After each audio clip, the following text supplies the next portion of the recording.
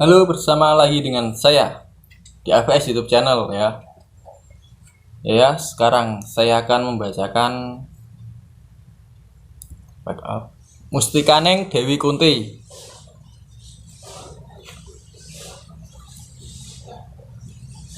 Mustikaning Dewi Kunti. Dewi Kunti mustika wanita, memberi teladan kita semua. Pengorbanan seorang bunda mengasuh dan mendidik putra sebagai perwujudan sejatinya cinta. Menjadi pendidik pertama dan utama, menjadi pelindung serta juga penjaga. Kewajiban agung yang sungguh mulia senantiasa disertai dengan laku berata. Wujud berbakti kepada Yang Maha Esa. Perjuangan yang luar biasa ditinggal suami satu-satunya. Ketika putra-putra masih muda, penuh pengorbanan jiwa dan raga, pantaslah dia jadi mustika wanita, berperan melahirkan insan utama, mengiringkan perjalanan hidupnya mulai anak-anak hingga ke dewasa, juga berperan menjadi penghiburnya agar semua putra selamat sejahtera. Kewajiban sungguh suci dan mulia para peran menjadi ibu bagi setiap wanita. Kewajiban sungguh suci dan mulia peran menjadi ibu bagi setiap wanita.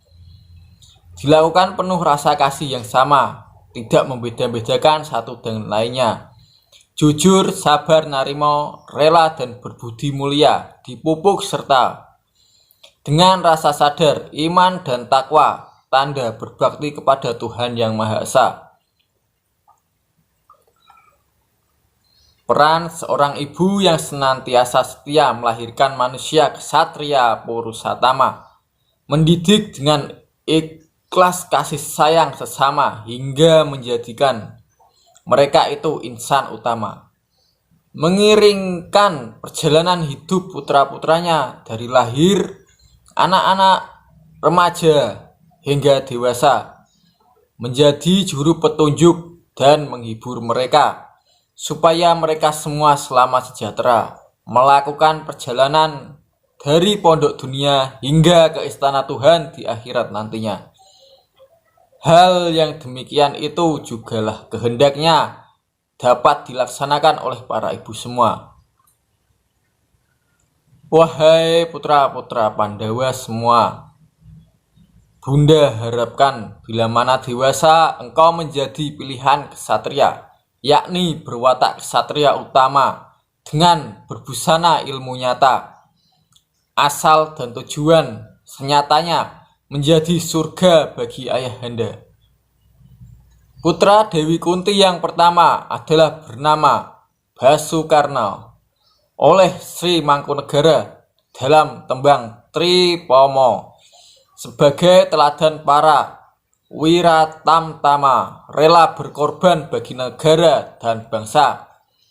Putra kedua Puntadewa, raja yang berwatak utama, jujur, berwibawa dan bijaksana, serta memiliki budi pekerti mulia, menjadi kompas dari saudara-saudaranya.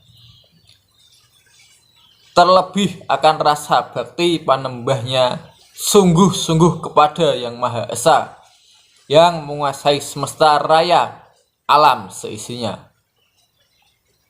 Putra ketiga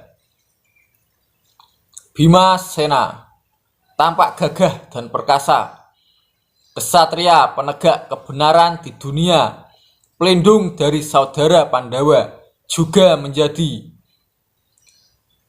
pelindung dari para saudara Pandawa, juga dapat menemukan guru sejatinya Sang Dewa Bajang, disebut Ruci Batara.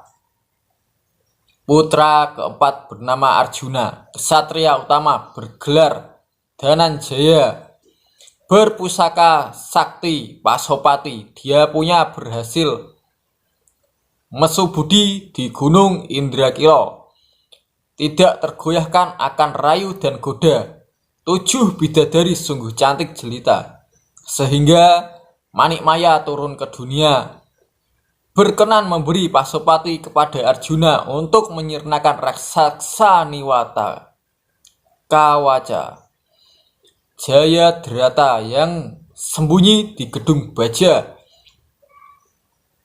Saudara tuanya Basukarna di medan laga, dan Aswatama yang hendak membunuh raja. Titipan Dewi Madrin 2 orang putra si kembar bernama Nakula dan Sadewa. Di tangan Dewi Kunti menjadi kesatria yang sungguh berbudi bawa laksana. Keberhasilan mendidik putra-putra hingga menjadi kesatria Purusatama. Dewi Kunti disebut mustika wanita, teladan utama bagi para ibu semua, sebagai tanda-tanda bahwa wanita tidak sekedar memasak di dapur, bukan hanya teman di tempat tidur, ataupun hanya tukang cuci di sumur. Habis gelap terbitlah terang. Raden Ajeng Kartini juga menyebutkan seperti itu. Mungkin Raden Ajeng Kartini belajar dari situ juga. Terima kasih sudah mendengarkan. Jangan lupa subscribe, komen, dan share. Terima kasih.